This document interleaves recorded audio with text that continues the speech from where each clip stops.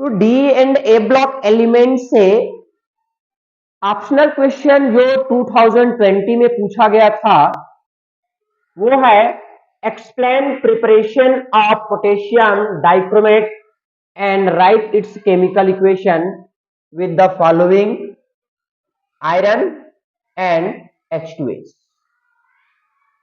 मतलब potassium dichromate कैसे बनता है और पोटेशियम डाइक्रोमेट का आयरन और H2S के साथ किस टाइप से केमिकल रिएक्शन चलता है, ये पूछा गया है।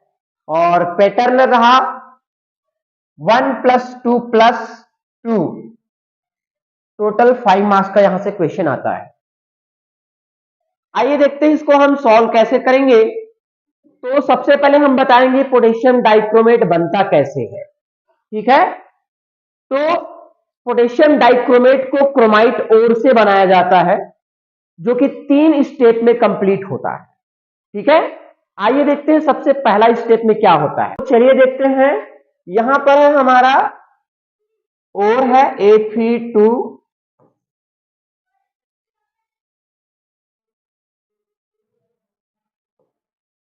FeO इंटू Cr2O3, ये हमारा क्रोमाइट ओर है। इसमें हम मिला रहे हैं क्या,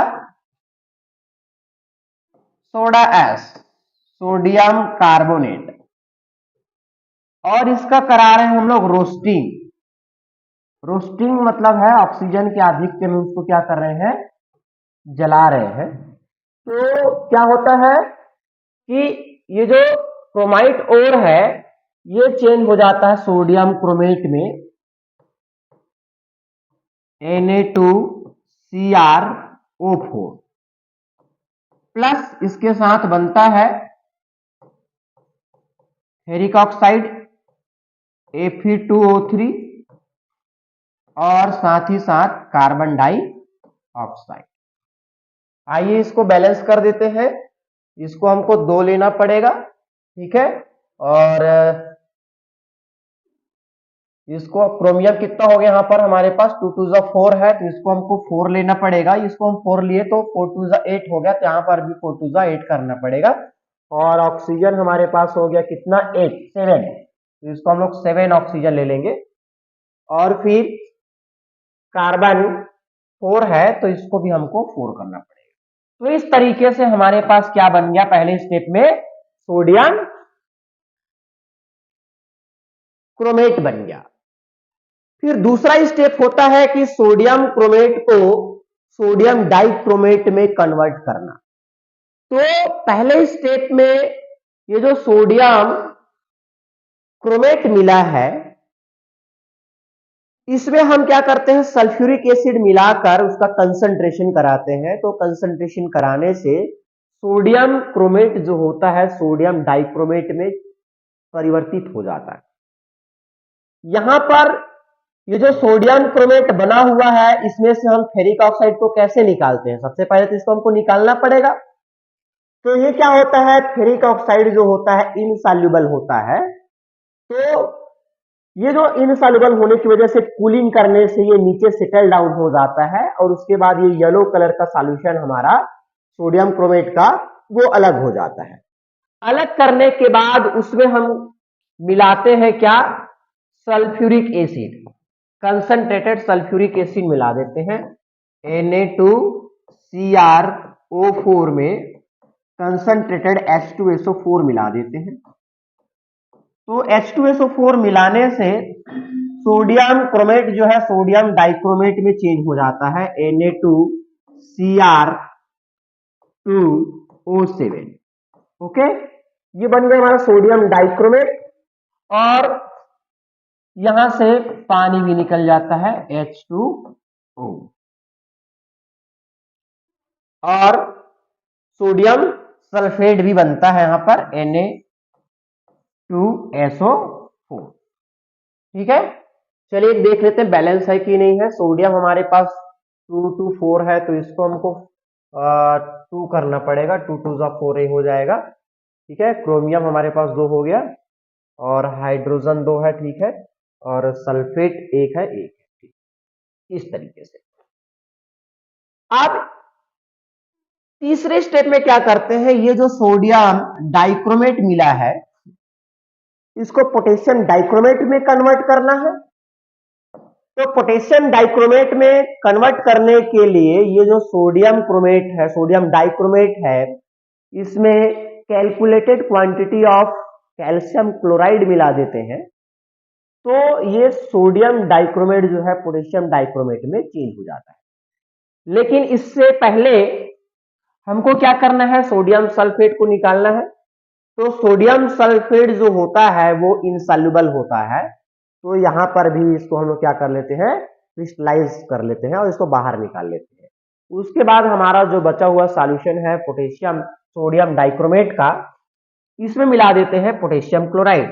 तो ये रहा सोडियम डाइक्रोमेट Na2Cr2O7, इसमें हम मिला रहे हैं पोटेशियम क्लोराइड KCl, और इसको मिलाने से ये सोडियम डाइक्रोमेट पोटेशियम डाइक्रोमेट में चेंज हो जाता है, K2Cr2O7 प्लस क्या बन जाएगा, सोडियम क्लोराइड बन जाएगा NaCl, 2NaCl, इसको 2 कर देते, ठीक है।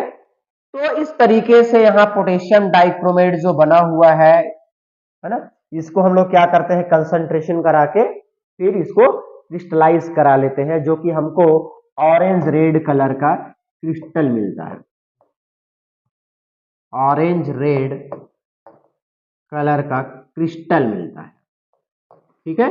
तो इस तरीके से हम पोटेशियम डाइक्रोमेट बना लेते हैं, ठीक है, समझ में आया। अच्छा, अब इसी में हमसे पूछा है कि पोटेशियम डाइक्रोमेट आयरन के साथ किस तरीके से रिएक्शन दिखाता है और H2S के साथ किस तरीके से रिएक्शन दिखाता है। आइए उसको भी देख लेते हैं, केमिकल रिएक्शन। यहां तक समझ में आया, चलिए आगे बढ़ते हैं।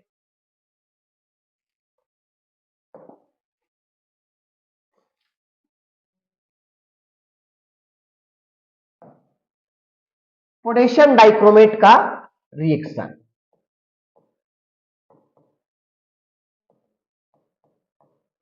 तो पोटेशियम डाइक्रोमेट जो होता है एक एक्सीलेंट ऑक्सीडाइजिंग एजेंट है, बिकॉज ये जो है न्यूट्रल मीडियम में और एसिडिक मीडियम में, दोनों ही मीडियम में क्या करता है, नेसेंट ऑक्सीजन क्रिएट करता है। And due to the release of this nascent oxygen, ये क्या करता है कि ऑक्सीडाइजिंग एजेंट जैसा बिहेव करता है, एक अच्छा ऑक्सीडाइजिंग एजेंट है। तो देखते हैं कि H2SO4 के प्रेजेंस में आयरन को किस तरीके से ऑक्सीडाइज करता है। तो देखते हैं आयरन के साथ रिएक्शन, आयरन, ठीक है। तो पोटेशियम डाइक्रोमेट जो होता है फेरस सल्फेट को फेरिक सल्फेट में ऑक्सीडाइज करा देता है। रिएक्शन कैसे होता है आइए देखते हैं।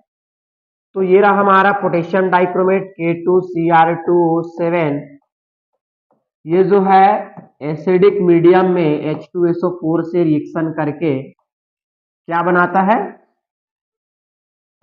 K2SO4 Cr2SO4 होल थ्राइस, और इस तरीके से नेसेंट ऑक्सीजन बनाता है। क्लियर है, चलिए तो बैलेंस है कि नहीं है देख लेते हैं। पोटेशियम 2 है, 2 है हमारे पास, क्रोमियम 2 है, वो भी 2 है, सल्फेट हमारे पास 3 और एक 4 है, इसको 4 कर देते हैं। तो यहाँ पर हम पानी भी निकल जाएगा H2O, और कितना 4 2 ज़ा 8, 4 2 ज़ा 8, 4 and 3 7 7 ऑक्सीजन।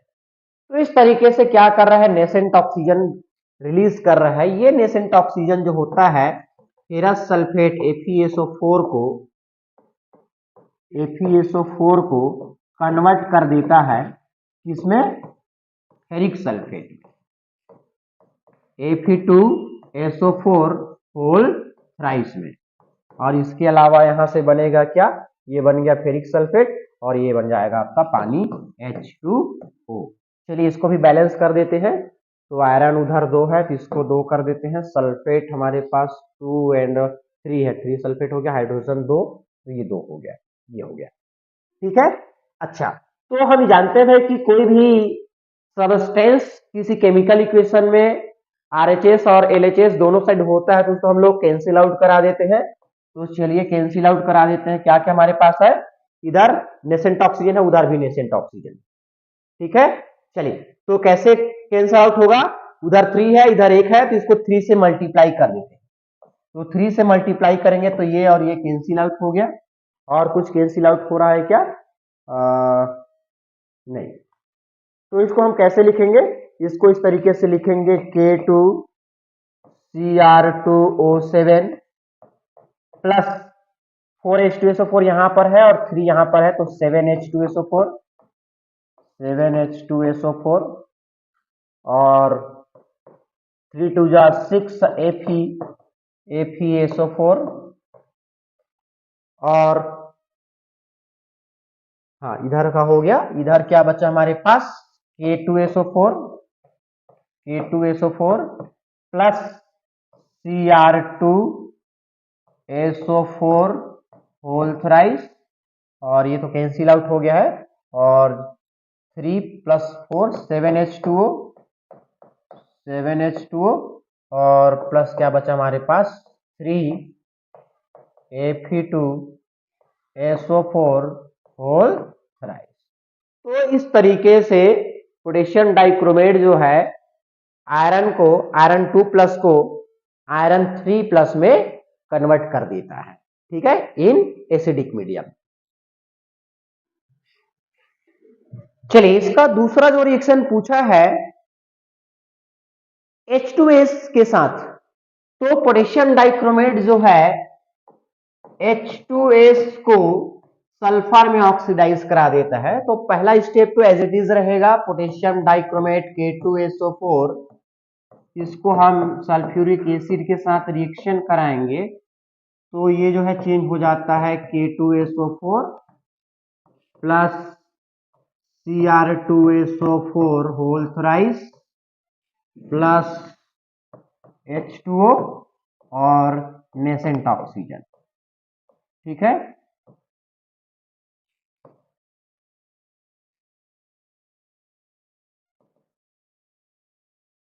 चलिए अब नेक्स्ट आपका H2S को ये जो पोटेशियम डाइक्रोमेट का नेसेंट ऑक्सीजन जो होता है वो H2O और सल्फर में कन्वर्ट करा देता है।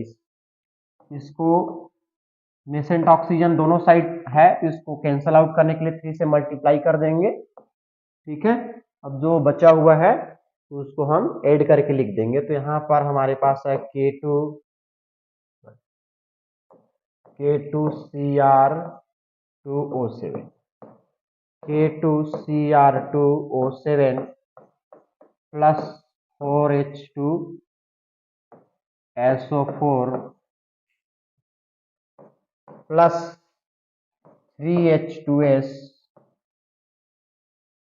और इधर आपका बच्चा K2SO4 plus Cr2SO4 whole rice plus 4H2O। अच्छा सॉरी, इधर एक और है 4 और 3 7H2O। तो इस तरीके से आप देख पा रहे हैं कि H2S को किसमें कन्वर्ट कर दे रहा है, सल्फर में, प्लस 3 सल्फर में कन्वर्ट कर दे रहा है। बस इतना ही आपको लिखना है। सेंटेंस में आपको ज्यादा लिखने की जरूरत नहीं है क्योंकि केमिकल इक्वेशन पूछा है तो आप केमिकल इक्वेशन इसमें लिखेंगे तो आपको पूरा मार्क्स मिल जाएगा। ठीक है, चलिए जो इंग्लिश मीडियम के स्टूडेंट है वो नोट्स के लिए स्क्रीनशॉट ले सकते हैं। मैंने इसका नोट्स प्रिपेयर किया हुआ है तो ये नोट्स है। ठीक है, आप इसका स्क्रीनशॉट ले सकते हैं। इस क्वेश्चन का आंसर है ये। प्रिपरेशन फर्स्ट स्टेप है, प्रिपरेशन फिर सेकंड स्टेप है और ये थर्ड स्टेप है। ठीक है, उसके बाद ये रिएक्शंस है न्यूट्रल मीडियम एसिडिक मीडियम में। तो फेरस सल्फेट को फेरिक सल्फेट में कन्वर्ट कर रहा है और यहां पर H2S को सल्फर में कन्वर्ट कर रहा है। ठीक है।